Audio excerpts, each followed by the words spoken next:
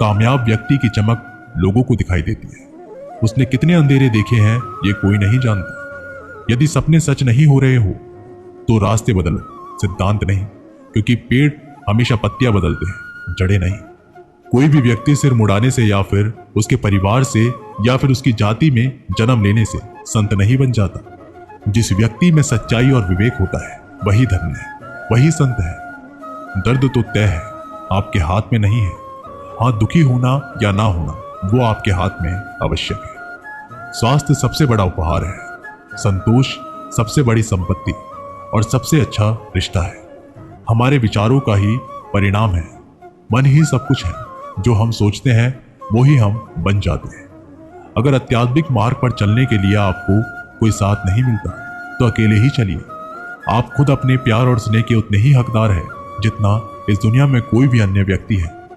सभी बुराइयों से दूर रहने के लिए अच्छाई का विकास कीजिए और अपने मन में अच्छे विचार रखिए। एक वफादार, प्रतिष्ठित और धनी व्यक्ति जो भी जगह चुनता है वहां उसका सम्मान किया जाता है।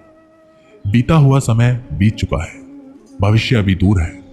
वर्तमान ही वो समय है जिसमें आप जी सकते हैं। मौन रहना बहुत अच्छी बात है, लेकिन ऐसा मौन किस काम का जो आपके अस्तित्व को ही खत्म कर दे। मौन आपकी ताकत भी है और कमजोरी भी। बस आपको ये पता होना चाहिए कि कब आपको मौन रहना है और कब नहीं। जहां उम्मीद नहीं होती वहां तकलीफ की कोई गुंजाइश नहीं होती। हर कोई परेशान है मेरे ज्यादा बोलने से, और मैं परेशान हूं अपने अंदर की खामोशी से। अच्छे कर्म अच्छे फल देते हैं।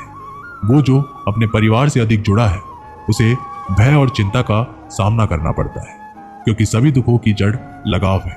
इसलिए खुश रहने के लिए लगाव छोड़ देना चाहिए।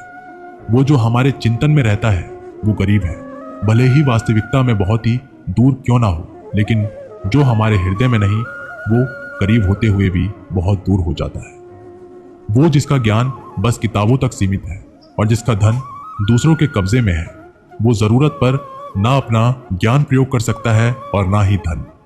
जो लोग परमात्मा तक पहुंचना चाहते हैं उन्हें वाणी, मन, इंद्रियों को पवित्रता और एक दयालु हृदय की आवश्यकता होती है। लोगों को अपने मन सपने मत बताओ, बस उन्हें पूरा करके दिखाओ, क्योंकि लोग सुनना कम और देखना ज्यादा पसंद करते हैं। भक्ति की डोरी दिखती तो नहीं है, पर मजबूत इतनी होती है कि परमात्मा तक को भी बांध सकती है। तुम्हारी सबसे बड़ी दौलत तुम्हारा वक्त है। जिसे भी दे रहे हो बहुत सोच समझ कर देना। कोहरे से अच्छी बात सीखने को मिलती है कि जब जीव उनके रास्ते में ना दिखाई दे रहा हो तो बहुत दूर तक देखने की कोशिश व्यर्थ है।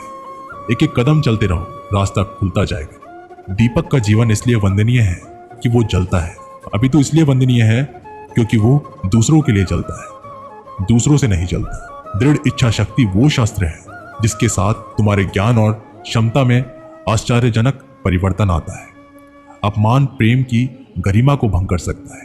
तुमसे प्रेम करने वाला कभी भी तुम्हारा अपमान नहीं कर सकता। जिनके लिए आप महत्वपूर्ण होंगे उनके पास आपसे जुड़े रहने की कई बहाने होंगे, और जिनके लिए आप महत्वपूर्ण नहीं हैं वो दूर जाने की हजार वजह खोज लेंगे। कोई फायदा नहीं किसी के पीछे जाने का।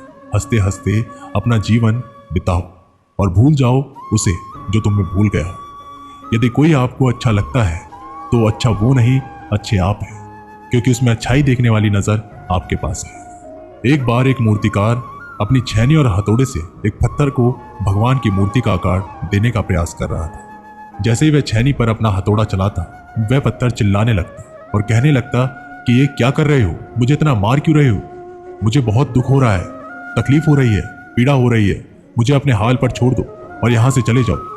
मूर्तिकार ने उस पत्थर से कहा, मुझे बहुत अच्छे से पता है कि तुम्हें बहुत ज्यादा दर्द हो रहा है, तकलीफ हो रही है और तुम बहुत ही ज्यादा पीड़ा में हो, लेकिन यदि आज तुमने इस दर्द को नहीं सहा, इस तकलीफ को नहीं सहा, तो जीवन भर तुम इसी प्रकार से पड़े रहोगे। मुझे पता है कि तुम में आगे बढ़ने की अपार संभावना है। तुम एक बहुत अच्छे पत्थर हो, लेकिन यदि तुम इसी प्रकार से रहोगे तो कभी भी आगे नहीं बढ़ पाओगे। इतना कहकर मूर्तिकार औजार उठाए ही थे कि पत्थर फिर से चिल्लाने लगता है, गिड़गिड़ाने लगता है, विनती करने लगता है कि मुझे अपने हाल पर छोड़ दो। मुझे पता है कि जीवन के लिए कौन सी चीज सही है और कौन सी चीज गलत। मुझे बहुत ज्यादा दर्द हो रहा है, अब मैं इस तकलीफ को बहुत ज्यादा नहीं सह सकता। मैं जिस हाल पे हूँ उस हाल में मुझे छोड़ दो, तुम चले जाओ। उस मूर्तिकार ने फिर से उस पत्थर को समझाने की कोशिश की कि ज्यादा अधिक मत बनो और अपने सब्र को बनाए रखो।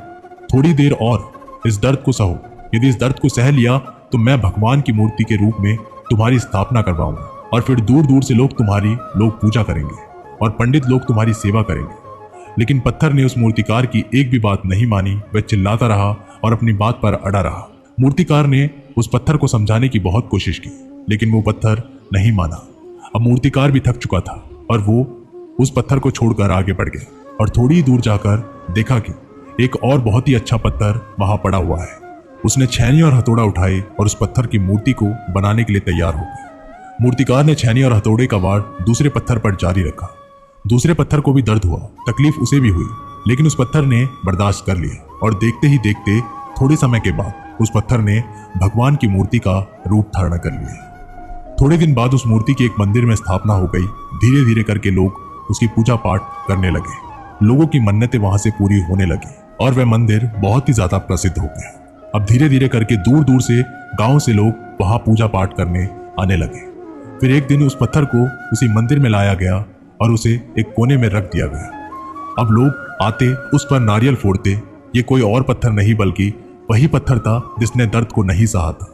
अब वो पत्थर मन ही मन बहुत ज्यादा पछताता रहता, दुखी होता रहता, अपने आप से कहता रहता कि काश मैंने उस दिन उस दर्द को, तकलीफ को सह लिया होता तो आज लोग मेरी भी पूजा करते। इसलिए आप भी अपने जीवन में हमेशा याद रखिए कि जब भी आप अपने करियर की शुरुआत करने में किसी काम को कर रहे हो, पढ़ाई कर रहे हो या कोई भी काम कर रहे हो, तो उसमें आपको दर्द हो रहा है, तकलीफ हो रही है, ज्यादा मेहनत करनी पड़ रही है, तो आप रुकिए मत, किसी और रास्ते की शुरुआत मत करिए, क्योंकि कोई और रास्ता आपको सफलता नहीं दे सकता। आपको उस दर्द को, उस तकलीफ को सहना ही होगा और उस दर्द को, उस तकलीफ को सहकर आप ज्यादा मजबूत बनेंगे और तभी आप अपने जीवन में आगे बढ़ पाएंगे। और जीवन में हमेशा याद रखिए कि आपको पहले पत्थर की तरह नहीं बल्कि दूसरे पत्थर की तरह बनना है।